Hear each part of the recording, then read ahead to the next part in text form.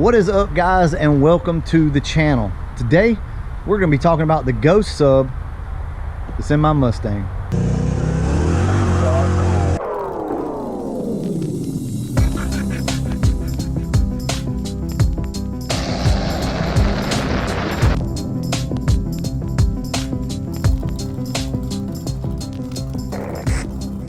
All right, so I mentioned it in one of the other videos, and today I'm going to show it.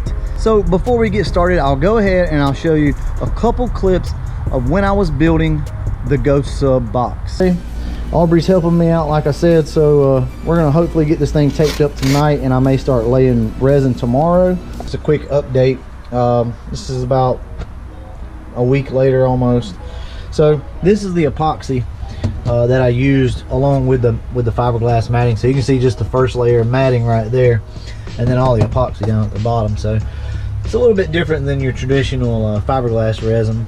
This is what we use. It's just a 1-to-1 mixture of epoxy. You know, it's going to have to really be reinforced to you know, for anything substantial as far as, you know, speaker wise. I know it looks a little shitty right now, but this is where we're at. The box has been cut, dropped in, and it has been fiberglassed in. There are a few air bubbles, I'm sure you guys will see, little air pockets. I intend on grinding those out and coming back in with another layer of fiberglass, no big deal.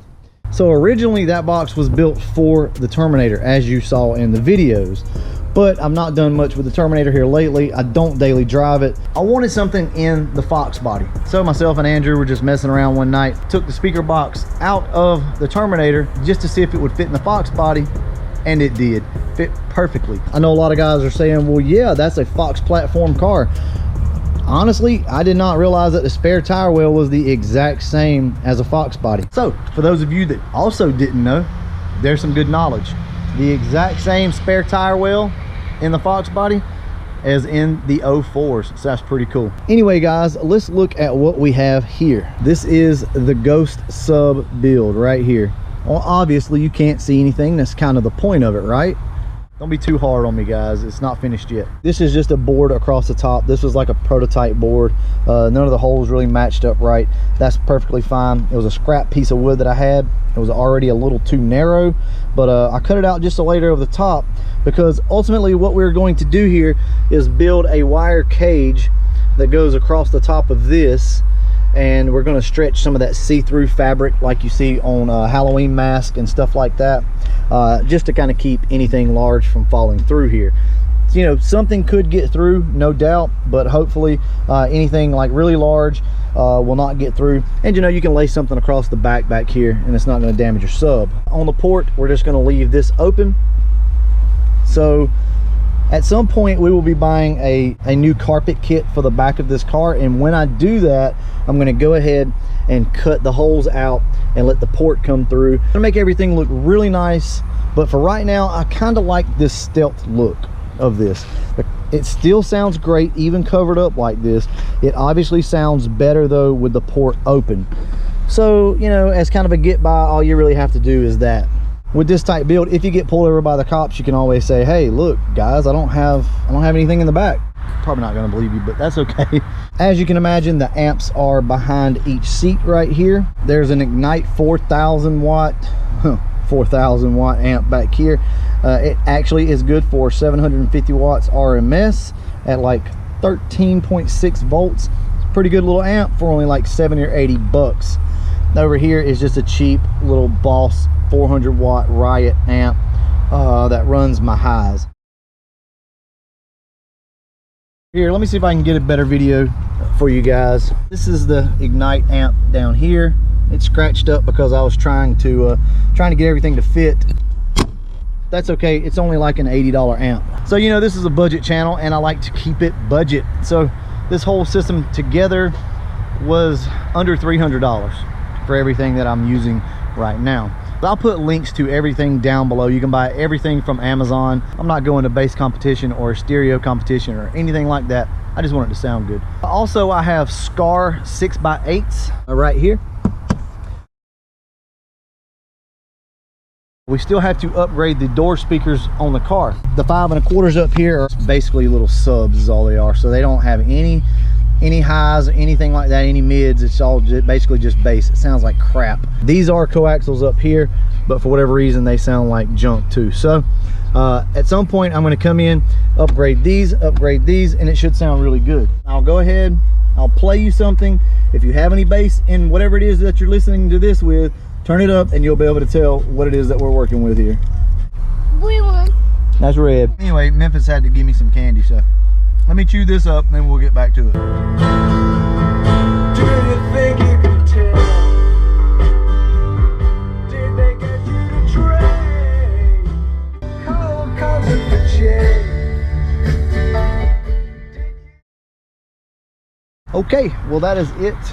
That's all we can really talk about right now on my car and the Ghost sub build. But like I said, I will include some footage probably at the end of this video of when I built this box, and I'll just put some links up also to the original video where I built the box, just so you guys can see it if you're interested. My engine bay is not as clean as Andrew's, but after we did Andrew's plate, I went in and did mine too. So anyway, there's that. That looks a lot better for sure. Anyway, I do have some more really cool news for you guys. We have another car coming. This is not my car, but I think some of you guys will really like this car. It is a 99 Mustang Cobra. Pretty much all original.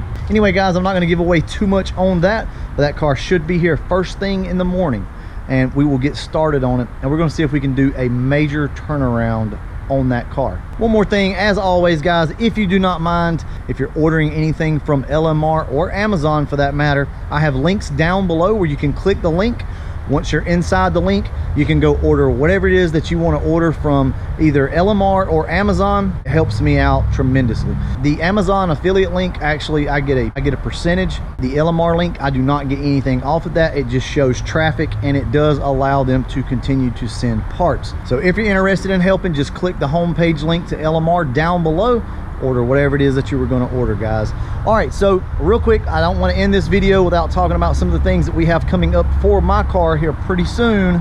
Now, I have already replaced these, but I just threw them on for the Mustang meat that we have, so they're not done correctly yet. But as you can see, I put this outer belt molding on the car, but we have to take this off and put the new studs in right here, the little plastic studs.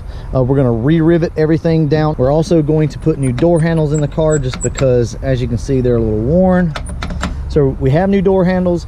Obviously, we already have these on the car, but we have to take these back off, redo it again, and then we have these. So coming up here real soon in a video, I'm going to go ahead, put all this new stuff on the car, show you how to make it all work and fit correctly. So I figured I would give you guys a quick update on the radio. I've had a few guys ask about it. Now, how do I like it? What are all the functions like? Would I purchase it again? And to be honest with you, I like the radio a lot. The only thing really that bothers me is I get engine noise. I'll show you guys that right now. I do want to mention that the car is double grounded. The radio itself is double grounded. I actually have a wire coming off the side of the radio to ground. Both amps in the back are grounded to the seat belt holders, which have always worked out really great for me. Everything is sanded down. Let's go ahead, get it started up, and I'll show you exactly what I'm talking about.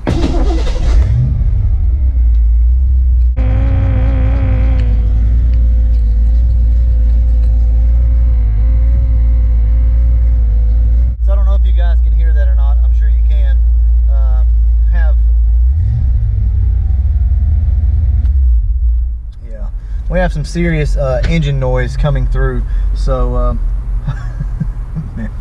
we actually have a lot of engine noise that's coming through this radio. Don't know what the problem with it is, honestly. Everything is grounded great, so I'm gonna have to buy one of those noise reduction thingamabobbers that kind of goes in line.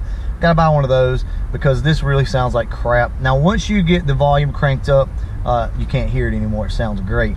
But when there's no volume turned on the radio, you get a lot of engine noise. But I will tell you guys this, my brother has the exact same radio. He purchased it on his own, and he has no engine noise whatsoever, so that's a good thing.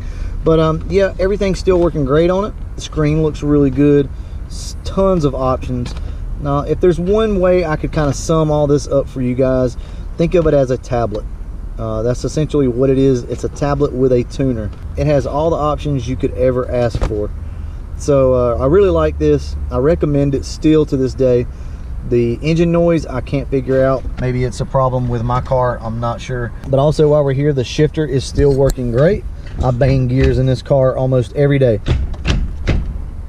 No problems whatsoever out of this shifter. I actually really like it.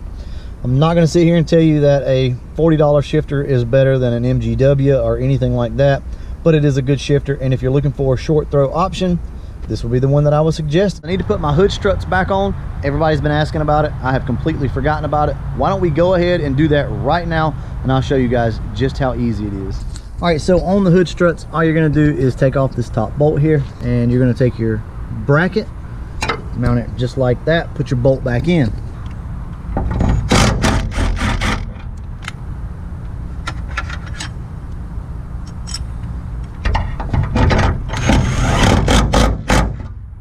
Then all you're going to do is pop the bottom strut on this lower bracket and connect it at the top. I didn't show you the bottom brackets obviously because they were already on the car, but they go on this back bolt here in this fashion. They're loose right now, and that's just so that you can adjust everything out as needed. We have the hood struts back on the car once again, and if you are interested in the hood struts, there will be a link down below to them as well. All right guys, as always, I hope you enjoyed the video. Sorry, not a lot of content in this video. No tips, no tricks today, but sometimes it just bees that way. And as always, thanks for watching.